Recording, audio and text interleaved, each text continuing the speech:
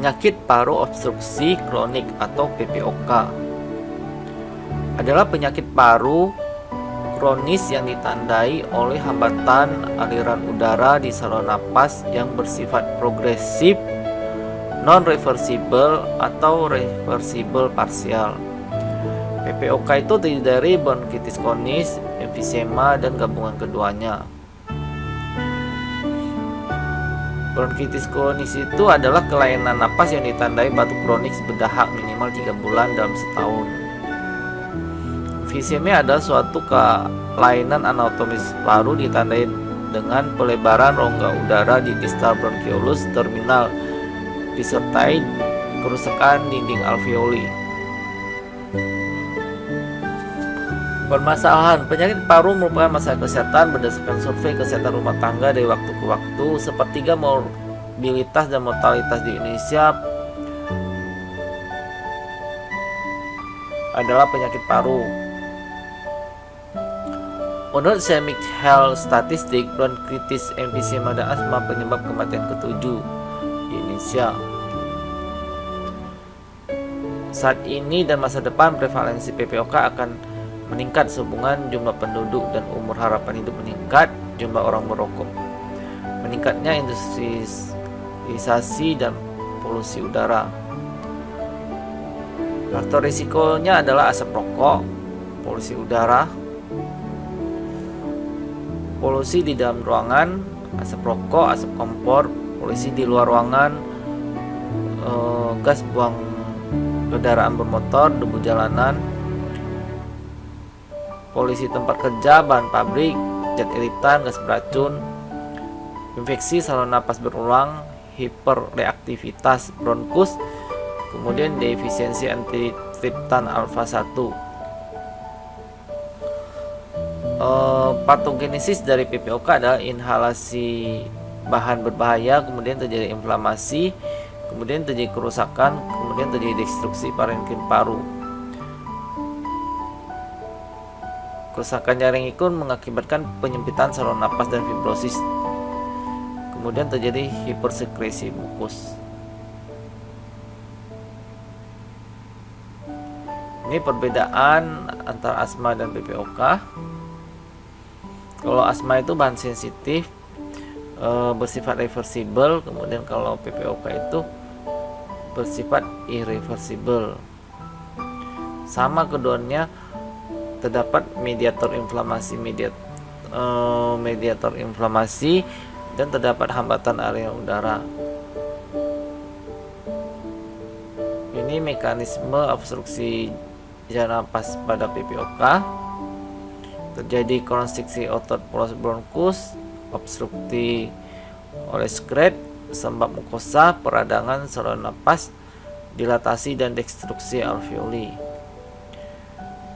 Diagnosis ada gejala dan tanda PPOK dari anamnesis, pemeriksaan fisik, pemeriksaan penunjang, pemeriksaan fungsi paru. Ini skema diagnosis.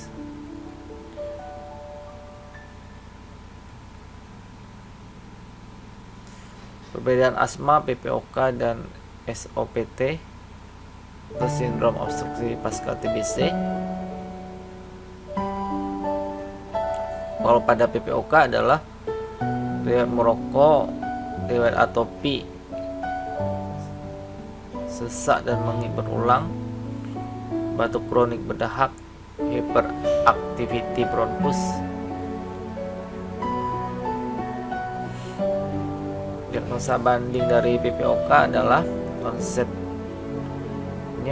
usia pertengahan, gejala progresif lambat, riwayat lama merokok, sesak aktiviti, hambatan aliran udara, umumnya irreversible. Ini klasifikasi PPOK derajatnya. Komplikasi, kemudian bisa gagal napas, komplikasinya bisa infeksi berulang, bisa kor pulmonale, Tata laksana secara umum, edukasi, obat-obatan, terapi oksigen, ventilasi mekanik, nutrisi. Kita akan membahas dari sisi nutrisi, kemudian rehabilitasi. Ini penata laksanaan PPOK, terapi oksigen, pemberian obat-obatan optimal,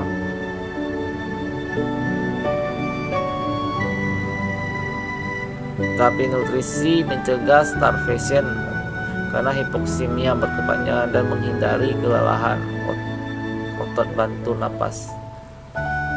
Indikasi rawat, algoritme penata laksanaan PPOK, penata laksanaan PPOK stabil,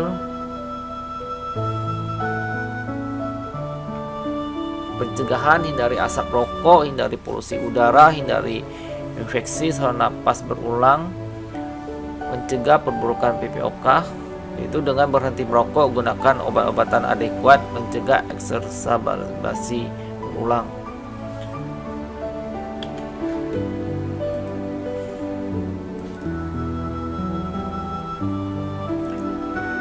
Pada tata laksana gizi adalah membantu memenuhi kecukupan zat gizi, kemudian mempertahankan rasio massa tubuh tanpa lemak yang tepat terhadap jaringan adiposa,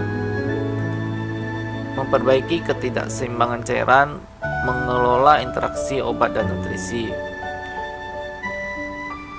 Tata laksananya porsi kecil tapi lebih sering pada zat padat gizi. Pasien makan makanan utama dengan kebutuhan energi yang sudah tercukupi sesuai dengan kondisi pasien. Kalori, protein, vitamin, dan mineral yang cukup untuk mempertahankan berat badan yang diinginkan. Ketersediaan makanan yang membutuhkan persiapan yang lebih sedikit dapat dipanaskan dengan mudah dalam oven microwave. Hindari alkohol, beristirahat sebelum makan, mempertahankan kadar vitamin D. Kebutuhan zat gizi makro pada COPD, energinya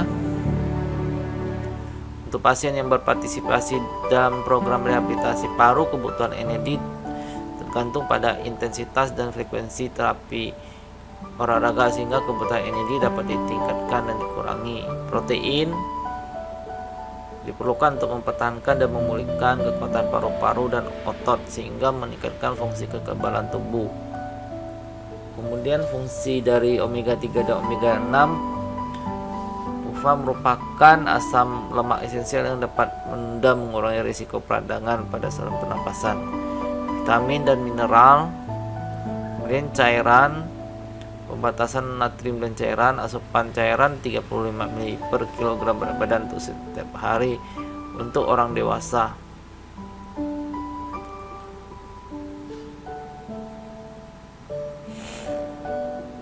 Untuk pencegahan dan terapi yang tepat meringankan dampak COPD dengan berhenti merokok, farmakoterapi, bisa juga dengan vaksinasi.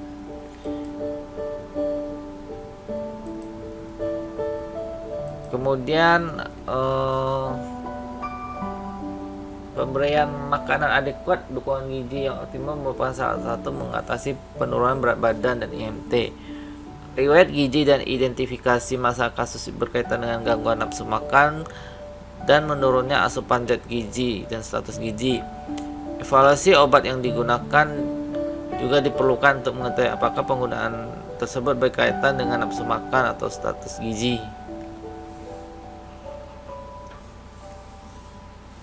Untuk mencegah aspirasi, perhatikan posisi duduk pada saat makan, gunakan oksigen pada saat makan pelan, kunyah dengan baik, bina lingkungan sosial yang menyenangkan sehingga nafsu makannya baik. Jadi ketika terjadi gejala anoreksia, strateginya adalah tinggi makanan yang berkalori tinggi dengan makanan favorit, maka dengan frekuensi lebih sering gunakan bumbu untuk menambah energi. Kemudian kalau pasiennya merasa cepat kenyang, berarti makanan tinggi kalori, batasi cairan dengan makanan atau minum jarak 1 jam setelah makan, sesak napas, istirahat sebelum makan, penggunaan bronchodilator sebelum makan, makan perlahan, siapkan makanan yang cepat saji dan mudah dicerna. Kalau lemah, istirahat sebelum makan, siapkan makanan siap saji dan mudah dicerna. Kalau kembung, porsinya kecil tapi sering, hindari makan terburu-buru, hindari makanan pembentuk gas. Kemudian konstipasi, aktivitas cukup, makan tinggi serat dan cukup cairan. Kemudian jika terjadi serostomia, hindari makanan kering, batasi asupan kering asin, gunakan saliva artifisial jika mungkin. Terima kasih, semoga bermanfaat.